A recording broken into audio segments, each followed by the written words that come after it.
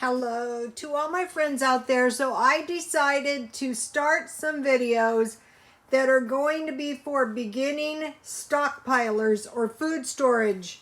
So you're new to it, you don't know what to do. The idea of running out of food and starving because the solar minimum is coming is scary, and so what you might do is nothing. But if people knew what to do that was fairly easy, and they could do it little by little, it wouldn't cause all kinds of anxiety, which pretty much paralyzes a person into not doing anything. So, okay, the first thing you can do is buy canned meals, any kind. Just imagine, this is a meal. You can eat this for, get all different kinds. I think I have all spaghettis in here. And then, I have some silverware. If something happened, I could grab this box and take it with me. So, just buy a couple when they're on sale. Sometimes these are on sale really cheap. I have to dust these. You don't want dust on your food. Just get a couple cans of food, the kinds you like, and stockpile them up. That's a good place to start. Buy some canned meals. Then, number 2, buy some,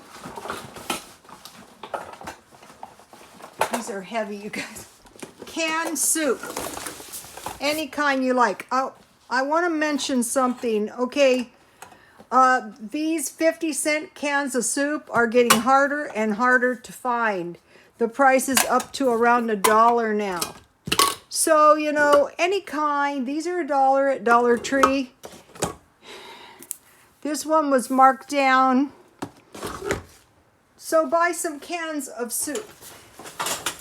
Okay, now things you're apt to run out of. What happens when you start running out of food is you start running out of everything. You don't just run out of, one thing. You start running out of everything. So one of the first things you're apt to run out of is bread. So one of the first things you want to prepare, I like good flour, but if you're new to stockpiling, you can just buy a $1 package of flour. I like to buy things at least 10 pounds. Flour, sugar. I buy these yeasts at Smart and Final, but you can buy the little packages if you're beginning, and salt. And now let me give you the first recipe. The first recipe is this Pioneer white bread. All you need is flour, 2.5 to 3 cups all-purpose flour, 1 package active dry yeast, 1 1/2 cups water, and 1 tablespoon sugar. I don't use cornmeal. What I do is I heat the water and then I add the sugar. I think the reason this doesn't fail is because of that 1 tablespoon of sugar. And then I mix that together and I add the package of rice. And I usually cover it with a napkin or a paper towel or something. And then when it activates, when it gets frothy, I start adding the flour little by little to create a soft dough. I turn it out onto a board with some flour and I knead it. I put it in a pan with some grease with some shortening, and I let it rise 1 time, and then I bake 350. You have to keep an eye on it. This is a small loaf. Okay, I want to show you something else that I forgot to take out. Let's see if I can grab it real quick. And then you're going to need some shortening. I usually buy either at Aldi's or Walmart. Shortening is more cost effective than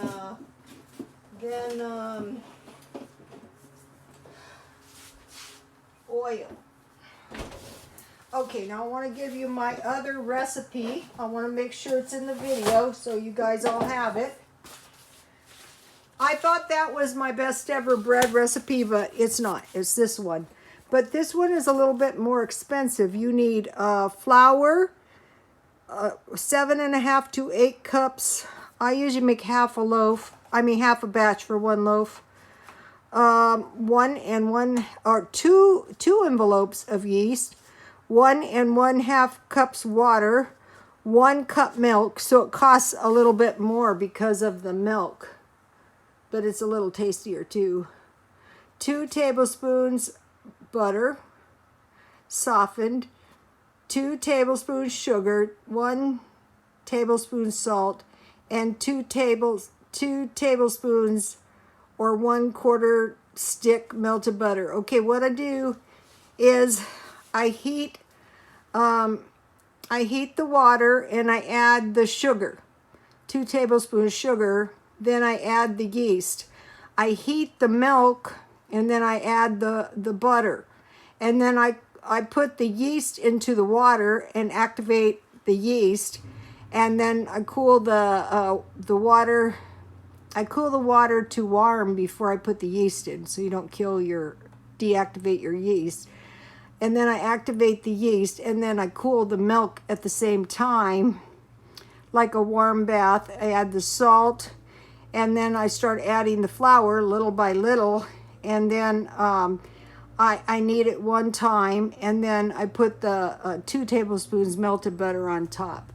So you can take a screenshot of this. I think it's on my Twitter. I'll check. Here is the rest of the ingredients, in case you ever have to make bread. Okay, if we ever got a food shortage of some sort, the first thing we would probably start running out of would be bread. One good thing about bread is you can buy bread marked down. You can get the good bread marked down. So, okay, so a good place to start is make sure you have everything to make bread. You don't have to get these big ones when you're first started. Just get $1 flour or $1 sugar and a couple packages of yeast so you can make bread. Okay, now the next thing that I started doing was these big, I'm going to be going to these big cans. This is milk. I got this at Smart and Final. Let me see if I can get it out. Now, you can substitute milk and cheese for some meat if you start running out. And what I made is this is some, it's not ready, but this is some yogurt I'm making. And I use my evaporated milk. So what I did is I heated a big pan of water, boiling. Here it is. It's a big pan of water. I cover it with foil and I put it in my oven to create a warm environment. Then I mix 1 1/2 cup evaporated milk and 1 1/2 cup water, and I heated it to boiling. Then I turned the heat down until the milk, it's 3 cups, any kind of milk, is boiling, almost boiling, but not quite. And I held it there for about 20 to 30 minutes. It's best if you start it earlier in the evening. And then after about 30 minutes, I turn the heat off and I cool the milk down to room temperature. Then I take a yogurt, any kind. I had one of these yogurts. I had vanilla from Dollar Tree. And you get your yogurt room temperature and you turn it and you put it into your warm milk. Don't let your milk get too cold. Make sure it's like a warm bath. You stir it around and then you slip it in the oven until, the next day you'll have yogurt. So you're not going to run out of yogurt and you're not going to run out of milk. I bought this at Smart and Final. And I'm going to be probably going to all these big sizes of cans. Okay, so now the next thing you're apt to run out of is fruit. So if you're new, just start out with 3 big cans. Why 3? Because these are about 6 serving sizes. So that is going to give you enough fruit. Oh, I thought I took out another fruit and I didn't. 3 cans of fruit if you're new to this. And then 3 cans of vegetables, any kind, the big ones, because these are the same. So this is going to give you enough vegetables for 1 person, and these are pretty much indestructible. I would start with green vegetables, potatoes, and corn. I can't find the big cans of corn yet. And then if you get a chance for something like this, grab those. And then rice.